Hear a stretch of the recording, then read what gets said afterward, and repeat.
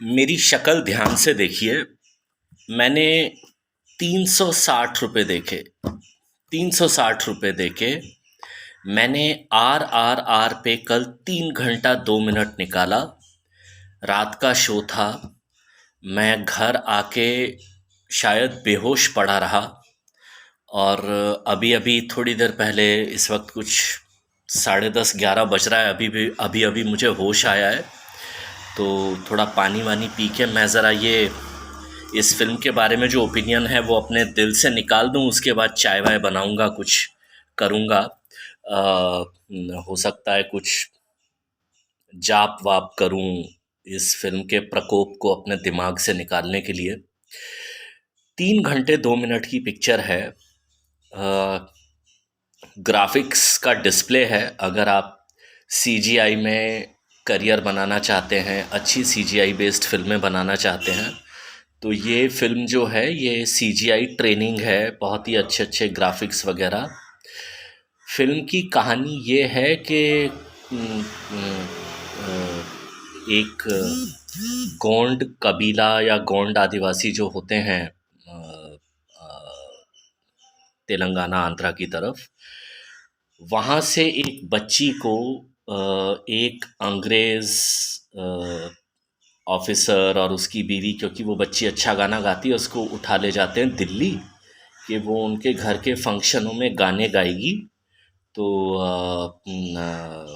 इसी बात के लिए वो उस लड़की को उठा के ले जाते हैं।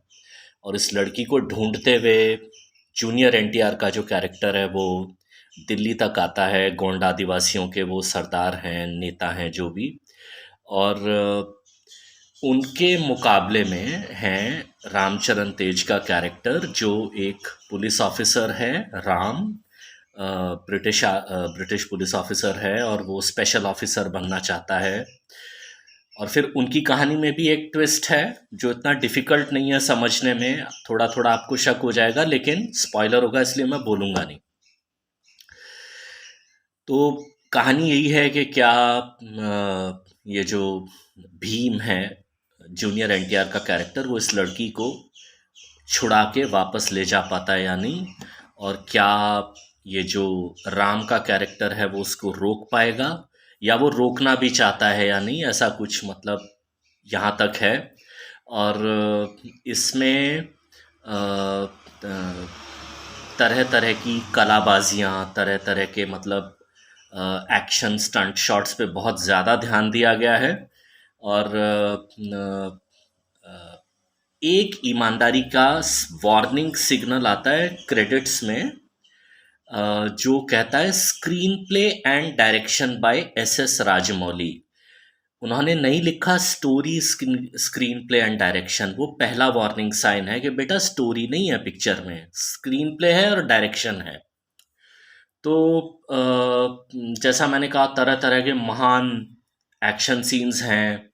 15 20 25 हज़ार लोगों ने एक पुलिस स्टेशन घेर रखा है। उसमें वो सब पुलिस स्टेशन की पूरी दीवारों को तोड़ रहे हैं, बाड़े को तोड़ रहे हैं, पुलिस स्टेशन पे पत्थर आग फेंक रहे हैं। एक आदमी स्पेशल कुछ पत्थर मार के एक तस्वीर को गिरा देता है उनके किसी राजा वाजा की। तो ये जो अंग्रेज अफसर होता है मेन पुलिस स्टेशन का, उसकी कॉमन सेंस का लेवल इतना है कि इतना सब हंगामा हो रहा है, उससे उसे कुछ फर्क नहीं पड़ता। आई वॉन्ट दिस मैन, हमारे राजा की इसने तस्वीर गिरा दी।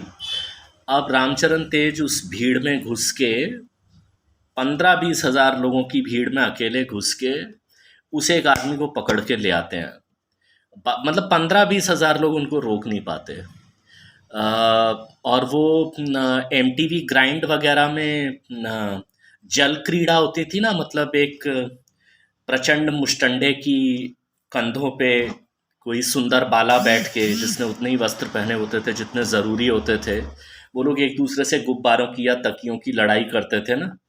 तो उससे इंस्पायर्ड भी एक फाइट सीन है कि वो रामचरण तेज के कंधे पे जूनियर एनटीआर चढ़ के बदमाशों से, मतलब सॉरी, ये अंग्रेज अफसरों वगैरह से, इन सब से लड़ते हैं। मतलब जितने भी अंग्रेज हैं वो बदमाशी हैं इस फिल्म में। तो मैंने सॉरी नहीं, मैंने सही बोला। और मतलब ठीक है, मतलब कुछ कुछ Gemini circus meets good chorio action, good chorio action, उस टाइप के कुछ सीन हैं। तो मतलब अगर आप उन लोगों में से हैं जिन्हें 5-10 अच्छे एक्शन सीन्स बना दिए हैं तो अच्छी लगती है फिल्म, आपको शायद पसंद आ जाए। एक्टिंग ये है कि मैं ये कह दूं कि जूनियर एनटीआर और रामचरण तेज दोनों बहुत ही अच्छे एक्टर हैं, उनकी एक्टिंग पे कोई डाउट नहीं है। लेकिन जो भीम का कैरेक्टर है जूनियर एनटीआर का, उसका कैरेक्टर कुछ ऐसा लिखा गया है कि वो हर दूसरे दिन में उसे कुछ चोट लगती है, वो कुछ शॉक्ड हो जाता है, वो बार बार आंखें ऐसी बड़ी कर लेता है। वो एक्सप्रेशन कुछ कुछ ऐसा है, वो जो यंग लड़के जिससे प्यासी शबनम 24 समझ के चैट कर रहे होते हैं, जब उन्हें पता चलता है कि ये तो भूखा अख्तर 48 है, तो उनको जो शॉक्ड जो उनके चेहरे पे लुक आती होगी उस टाइम पे, हर दूसरे सेकंड पे मेरे को लगता है राजमौली साहब कैमरे के पीछे से बोलते होंगे, एनटीआर भाई शॉक, वो ऐसे कर लेते हैं उस पे। तो उनकी एक्टिंग वो वाली है। रामचरण तेज का भी वही, मतलब कि उनका एक पास्ट है तो उससे कुछ जले हुए से कुछ बार बार उनके अंदर कुछ दर्द है। वो थोड़ा सा मतलब एक आधा टूटा लॉकेट उनके पास है, आधा टूटा लॉकेट उनकी वाइफ के पास है, तो वो उसे याद कर करके कुछ हैरान परेशान होते रहते हैं। बीच बीच में ऐसा कुछ सिग्नल डायरेक्टर देता रहता है। और अच्छी बात यह है इस फिल्म की कि बीच में एक इंटरवल आएगा 12 मिनट का, आप बाहर जाके खुली हवा में सांस ले सकते हैं, ताकत जुटा सकते हैं। अगर मेरे से कम पैसों में आपने टिकट दी हो तो इंटरवल पे आपके पास ये ऑप्शन भी होगा कि अभी चले जाएं क्या घर। मैंने 360 रुपये दिए थे, मुझे तो वसूलने थे, अब पता नहीं मैंने वसूला या फिल्म ने मुझसे वसूल लिया, पता नहीं। तो और इस तरह के सीन हैं कि ये लोग, ये आदिवासी हैं, कबीले वाले हैं, गरीब लोग हैं, लेकिन एक ट्रक है इनके पास जिसमें ये क्या भर के लाए हैं, वो मतलब कि मतलब ये आदिवासी जो छुप छुप के कोवर्ट ऑपरेशन कर रहे हैं, वो इतना सब करके कैसे ले आए। पर चलिए, मतलब एस एस राजमौली की फिल्म में कॉमन सेंस और क्वेश्चन, तो ये जो फिल्म है ना, ये मर्द, मनमोहन देसाई की मर्द थी ना, जिसमें हमें ये सिखाया गया कि महात्मा गांधी, जवाहरलाल नेहरू, भगत सिंह, चंद्रशेखर आज़ाद, सुभाष चंद्र बोस, ये सब तो भुट्टे भून रहे थे, आज़ादी दिलाई थी राजू तांगे वाले और राजा आजाद सिंह ने। और वो मनोज कुमार की क्रांति, वो जो उस टाइप की फिल्में होती थी ना, तो मर्द प्लस क्रांति प्लस इसमें जो दोस्ती का एलिमेंट है plus Sholay plus absolute nonsense presentation is equal to RRR। तो मतलब वो, मतलब आप यही समझ जाते कि डायरेक्टर ने कोशिश ही नहीं की कि RRR का मतलब वो कुछ राइज रिवोल्ट, मतलब जो भी था। मेरे को तो इंटरवल तक RRR का मतलब समझ में आ रहा था रन रन रन, मतलब थिएटर छोड़ के रन भैया। तो बस यही है, मतलब इसके ज़्यादा मैं इस फिल्म के बारे में और क्या कहूँ।